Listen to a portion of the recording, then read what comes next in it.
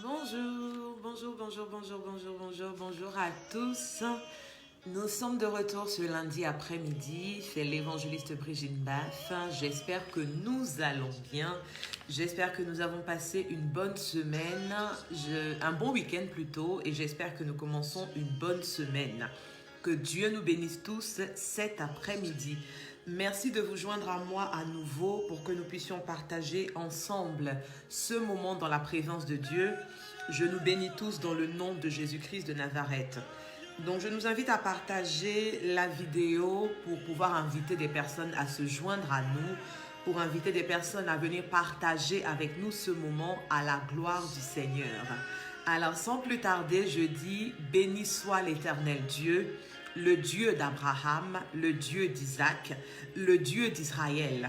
Il est le Dieu qui seul sait faire des prodiges. Béni soit à jamais son nom glorieux et que toutes nos vies, que tout ce moment soit rempli de sa gloire. Et quelqu'un depuis sa position dit Amen, Amen et Amen. Que Dieu nous bénisse. Alors, nous nous retrouvons encore ce lundi après-midi par la grâce de Dieu parce que le Seigneur nous a accordé encore le souffle de vie. Et c'est ce qui nous permet de pouvoir encore nous retrouver cet après-midi. Et nous bénissons le nom de l'Éternel pour cette grâce. Nous bénissons le nom de l'Éternel pour ce privilège. Alors, les lundis d'avant, les lundis précédents, nous étions dans le livre de Jean, au chapitre 15 et au verset 16. Et nous allons poursuivre toujours dans le livre de Jean, au chapitre 15, le verset 16. Et je lis la parole. Il est écrit, « Ce n'est pas vous qui m'avez choisi, mais moi, je vous ai choisi et je vous ai établi afin que vous alliez et que vous portiez du fruit et que votre fruit demeure, afin que ce que vous demanderez au Père en mon nom, il vous le donne. » Shalom à toi, frère Robert Martinez, que Dieu te bénisse. Merci pour ta présence. Alors, nous sommes à nouveau dans l'évangile de Jean, écrit par le disciple du même nom qui s'appelle Jean. Et ici, nous sommes en présence du Seigneur Jésus-Christ qui est en train de s'adresser à ses disciples. Et comme nous l'avons dit les fois précédentes, le Seigneur dit aux disciples, il dit, ce n'est pas vous qui m'avez choisi, mais c'est moi qui vous ai choisi. Et nous avons déjà parlé du choix de Dieu. Nous avons déjà parlé de ce que cela implique. Lorsque Dieu te choisit, ce n'est pas parce que tu as des qualités, ce n'est pas parce que tu es une bonne personne, ce n'est pas parce que tu as un bon témoignage. Mais quand Dieu te choisit, c'est parce qu'il a vu quelque chose en toi. Bien avant même que tu ne viennes au monde, il a vu quelque chose en toi pour la gloire de son nom et il met son sceau sur ta vie et il te choisit. Être choisi par Dieu, c'est une grâce. Être choisi par Dieu, c'est un privilège. Nous avons également dit que lorsque le Seigneur nous a choisis, il nous a fait sortir des ténèbres. La vie que nous menions avant de rencontrer le Seigneur était une vie de ténèbres. Parce que nous menions notre vie comme nous le voulions. Nous menions notre vie en faisant des choses qui ne glorifient pas le nom de l'Éternel. Il nous a sortis des ténèbres du vol, les ténèbres du mensonge, les ténèbres de la rancune, les ténèbres de la jalousie. Il nous a sortis de tout cela. Tout ça fait partie du choix de Dieu. Et quand il nous a également choisis, il nous a demandé une chose. En tant que choisi de Dieu, il a fait de nous une famille. Et il demande à cette famille-là d'être unie. C'est en cela que lundi dernier, nous disions que la division ne doit pas faire partie de la famille que nous sommes devenus quand Jésus-Christ nous a choisis. Parce que quand Jésus nous a choisis, nous sommes devenus une famille dans laquelle il ne doit pas y avoir de division. Et nous allons poursuivre aujourd'hui dans le même verset, dans la même parole. Le Seigneur dit ensuite, il dit, je vous ai choisi et je vous ai établi. Choisi et établi. Lorsqu'on parle d'établir quelqu'un, cela veut dire qu'on te confie une mission. Ça veut dire qu'on te met à un poste et on attend de toi que tu accomplisses une mission pendant que tu es à ce poste. Alors le Seigneur dit, il nous a établis. C'est-à-dire qu'il nous a confié une mission, il nous a confié un rôle que nous avons à jouer. La version parole de vie dit, à la place d'établi, la version parole de vie, dit, je vous ai envoyé. Alors nous avons été choisis. L'évangéliste Sean Nathalie, le frère Robert Martinez, le pasteur Mireille Akechi, la sœur Béatrice Conan, tous ceux qui me regardent cet après-midi, le Seigneur dit, il nous a choisis et il nous a envoyés. Mais c'est quoi un envoyé? Un envoyé, c'est une personne qui est porteur d'un message. Lorsque tu dis « j'envoie quelqu'un », ça veut dire que cette personne-là, tu lui as confié un message ou bien tu lui as confié une tâche. Et tu attends de la personne qu'elle puisse la réaliser comme tu le demandes. Tu attends de la personne qu'elle puisse accomplir cette tâche comme tu attends. Gloire à Jésus. Et ce n'est pas la première fois dans Jean 15 au verset 16 que le Seigneur envoie des personnes. Dans Jean le chapitre 20 au verset 21, le Seigneur Jésus dit, Jésus leur dit de nouveau, la paix soit avec vous. Comme le Père m'a envoyé, moi aussi je vous envoie. Il parle encore aux disciples. Il leur dit de nouveau. Ça veut dire qu'il l'a déjà dit auparavant. Ça veut dire que c'est une répétition qu'il est en train de faire. Il leur dit une nouvelle fois, je vous envoie. Comme le Père m'a aussi envoyé. Et le Père qui l'a envoyé, nous avons vu quelle est la mission que le Seigneur a fait sur terre. Quand il a été envoyé par le Père, il est venu pour apporter la paix dans les maisons. Il est venu pour apporter la joie de vivre. Il est venu pour restaurer des vies. Des personnes qui n'avaient plus confiance en elles, il leur a redonné confiance. Des personnes qui ne s'estimaient pas. Des personnes qui ne pensaient pas que quelque chose de bon pouvait sortir d'elles. Il leur a montré qu'il y avait quelque chose d'agréable dans leur vie. Gloire à Jésus. Nous avons vu la mission que le Seigneur a accomplie sur la terre. Et je dis, nous ne sommes pas les premières personnes que le Seigneur envoie. Lorsque nous retournons dans l'Ancien Testament, dans le livre de Genèse au chapitre 12 au verset 1, l'Éternel dit à Abraham, il dit, va-t'en, quitte ton pays, quitte ta nation, quitte ta maison. Donc, depuis le livre de Genèse, Dieu avait déjà commencé à envoyer des personnes. Depuis le livre de la Genèse, Dieu avait déjà commencé à confier des missions à des personnes.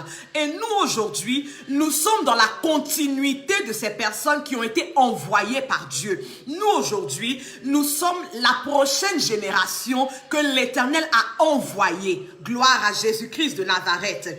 Dieu te bénisse, prophétesse Tomba parfaite. Shalom à toi. Et quand nous allons également toujours dans l'évangile de Matthieu, au chapitre 28, les versets 19 et 20, le Seigneur Jésus dit ceci, avant de partir, voici la parole que le Seigneur laisse aux disciples. Il dit, allez, faites de toutes les nations des disciples, les baptisant au nom du Père, du Fils et du Saint-Esprit, et enseignez-leur à observer tout ce que je vous ai prescrit. Cela veut dire que quand le Seigneur marchait avec les disciples, il y a un enseignement qu'il leur a communiqué. Pendant que le Seigneur marchait avec les disciples, il y a une instruction qu'il leur a communiquée. Et maintenant, il dit aux disciples, je vous envoie. Mais je vous envoie pour une chose. Allez enseigner ce que moi je vous ai prescrit. Allez enseigner ce que moi je vous ai communiqué. Mais je me pose la question, et peut-être que tu peux m'aider à répondre. Qu'est-ce que le Seigneur a prescrit aux disciples? Qu'est-ce que le Seigneur a enseigné aux disciples? Quel est l'enseignement que Jésus-Christ s'est attaché à communiquer aux disciples pendant les 3 ans et demi de son ministère sur la terre? Quel était le contenu du message du Seigneur pendant les 3 années et demie où il était sur la terre? Parce qu'il dit, ce que nous devons enseigner aux nations, c'est ni plus ni moins que la même chose que lui, il a enseigné aux disciples. Gloire à Jésus. Alors, pour qu'on puisse savoir le contenu de ce message, parce qu'il y a beaucoup de choses que le Seigneur a enseignées aux disciples, mais l'une de ces choses se trouve dans l'évangile de Luc, le chapitre 6 au verset 29. Luc, le chapitre 6 au verset 29. Et le Seigneur dit ceci dans l'évangile de Luc 6, 29, il dit, « Si quelqu'un te frappe sur une joue, présente-lui aussi l'autre. Si quelqu'un prend ton manteau, ne l'empêche pas de prendre encore ta tunique. » Ça fait partie de l'enseignement du Seigneur. Dans Luc 6 au verset 29, le Seigneur Jésus-Christ enseigne aux disciples à ne pas se venger. Il dit, si quelqu'un vous prive de quelque chose qui vous appartient, laissez-le partir avec. Ne cherchez pas à vous venger, ne cherchez pas à avoir raison, ne cherchez pas à vous justifier, mais laissez-le partir avec. Alors ça fait partie de l'enseignement du Seigneur. Je comprends par là que toi et moi, qui sommes envoyés de Jésus, voilà un des messages que nous devons apporter aux nations, leur enseigner à ne pas chercher à se venger, à ne pas cultiver la rancune, à ne pas cultiver le désir de vengeance, mais à laisser à Dieu la rétribution des méchants qui s'en prennent à leur vie. Gloire à Jésus-Christ. Voilà l'un des messages du Seigneur. Ne pas chercher à se venger soi-même. Mais quand nous poursuivons encore, il y a d'autres messages qui sont contenus. Il y a d'autres paroles contenues dans le message du Seigneur. Nous allons dans le livre de Jean, chapitre 13, au verset 34. Et voici encore le contenu du message du Seigneur. Il dit ceci. Il dit, je vous donne un commandement nouveau. Aimez-vous les uns les autres. Comme je vous ai aimé, vous aussi, aimez-vous les uns les autres. Alors voici encore un aspect du contenu du message du Seigneur, l'amour. Il dit, enseignez-leur à s'aimer comme je vous ai aimé. Je n'ai pas attendu quelque chose de vous.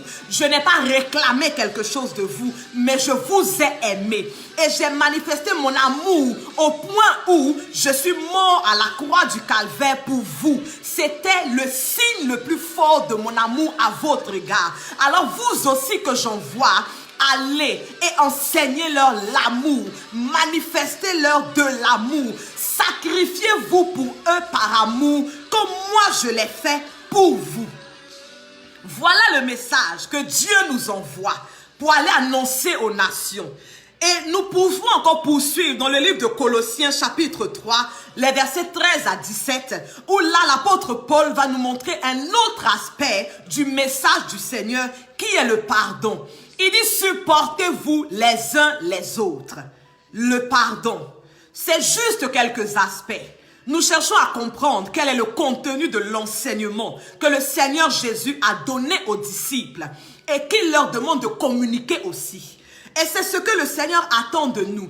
Il dit, je vous ai choisi, je vous ai envoyé. Mais lorsque je vous ai envoyé avec un message précis. Je vous ai envoyé avec une parole précise. Je ne vous ai pas envoyé dire n'importe quoi, mais je vous ai envoyé avec un message véritable, un message d'amour, un message de pardon, un message de compassion. Et même lorsque vous reprenez ceux qui sont dans le péché, reprenez-les avec amour. Même lorsque vous reprenez ceux qui ont mal fait, reprenez-les avec amour. Même lorsque vous corrigez ceux qui sont dans l'erreur, corrigez-les avec amour. Gloire à Jésus. Voici le message que Dieu attend de toi et de moi qu'il a envoyé. Il ne nous demande pas d'aller porter un autre message. Si nous portons un message qui est différent de ce message, nous ne sommes plus des envoyés de Jésus-Christ. Parce que celui qui est envoyé ne cherche pas à faire sa volonté, mais il cherche à faire la volonté de celui qui l'a envoyé. Celui qui est envoyé ne cherche pas à faire ce qui lui plaît, mais il cherche à faire ce qui plaît à celui qui l'a envoyé. Effectivement, prophétesse Tomba parfaite, la question est posée. Est-ce que nous avons vraiment été choisis? Avons-nous été réellement choisis? Parce que nous disons choisis de Dieu, mais nous avons un message qui n'est pas le message de Jésus-Christ. Nous disons choisis de Dieu, mais nous avons un enseignement qui n'est pas l'enseignement du Christ. Gloire à Jésus. Le Seigneur revient, mes frères et sœurs. Le Seigneur revient. Dieu te bénisse, révérend prophète Herman Kwadjo. Le Seigneur revient et il veut que nous, ses envoyés, nous revenions à l'essentiel. Il veut qu'on revienne au message de base. Il veut qu'on revienne au message d'origine.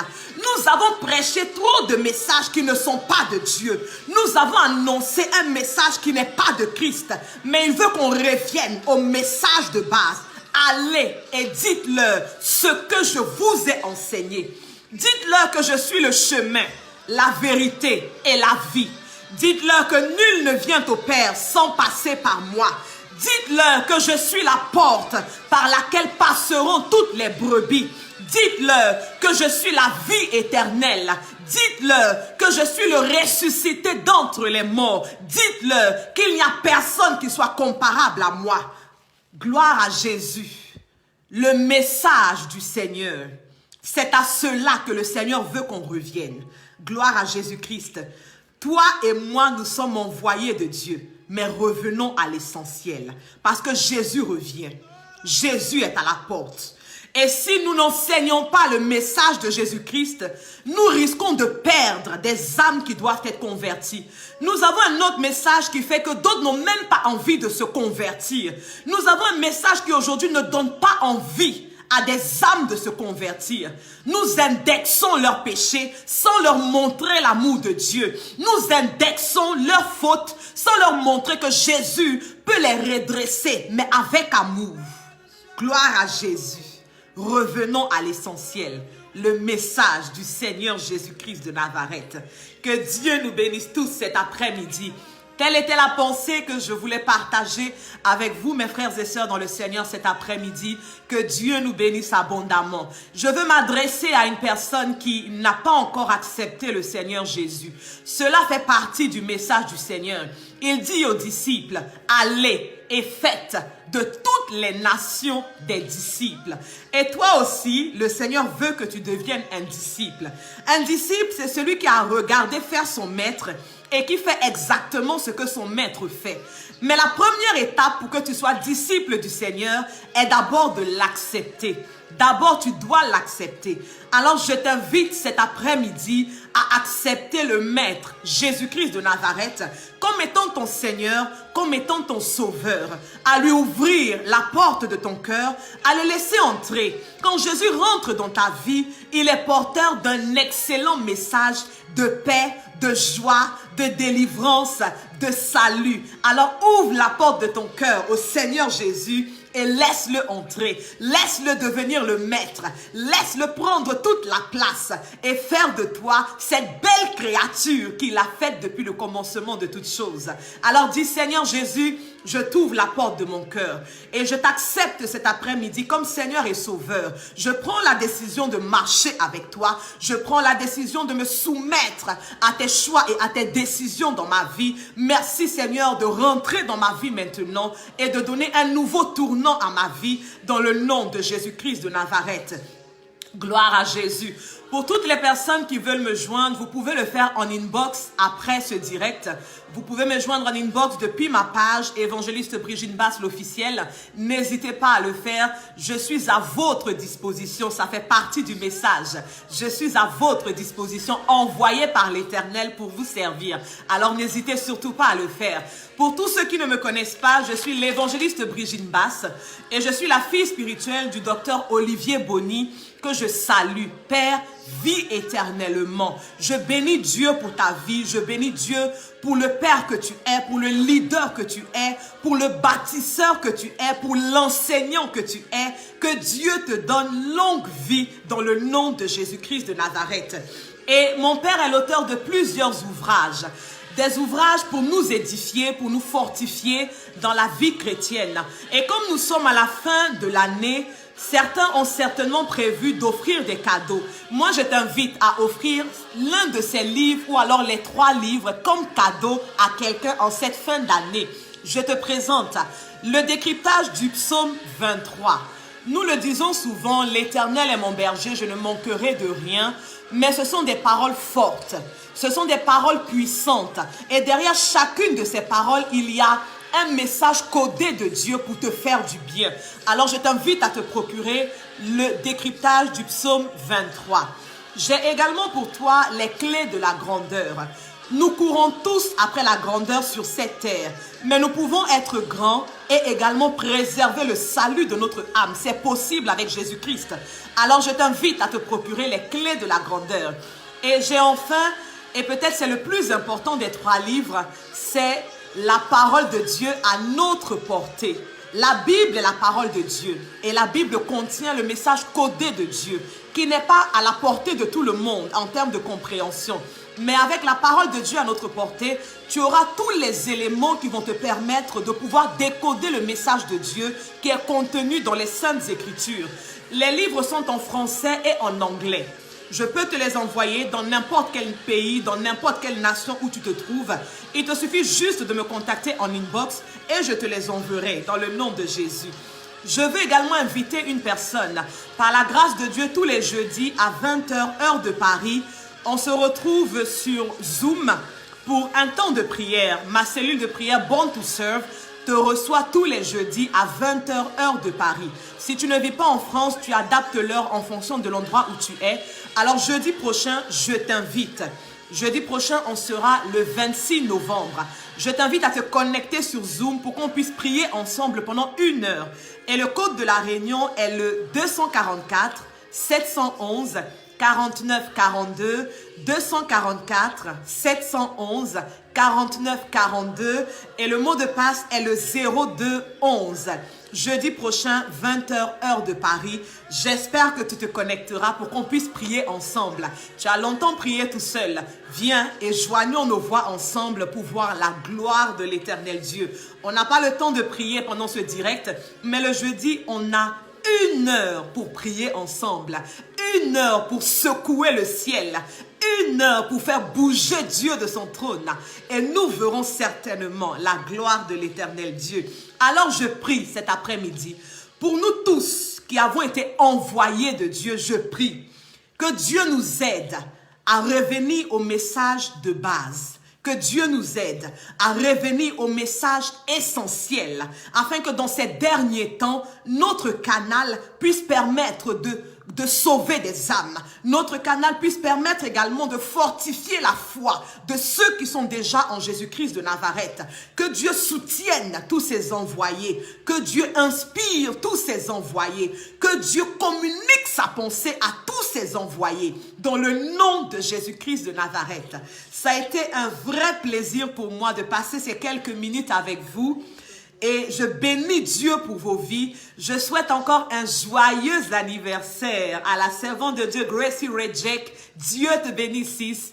Joyeux anniversaire encore à toi. Une année pleine de la gloire de l'Éternel, je te le souhaite.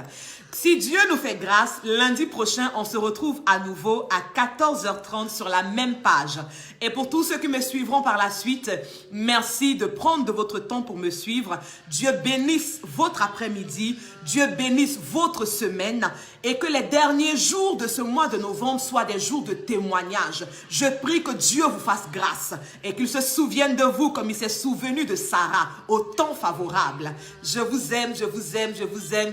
Plein de bisous à vous tous et à lundi prochain par la grâce de Dieu. Shalom, shalom, shalom. À lundi prochain. Bisous.